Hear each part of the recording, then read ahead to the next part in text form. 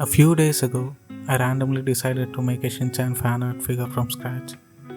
And honestly, I had less than 24 hours to finish the whole thing.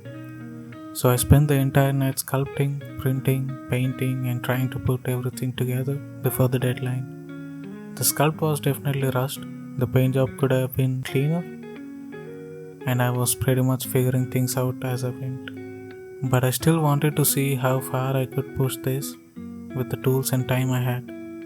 And honestly, for a rushed overnight project, I'm pretty happy with how it turned out.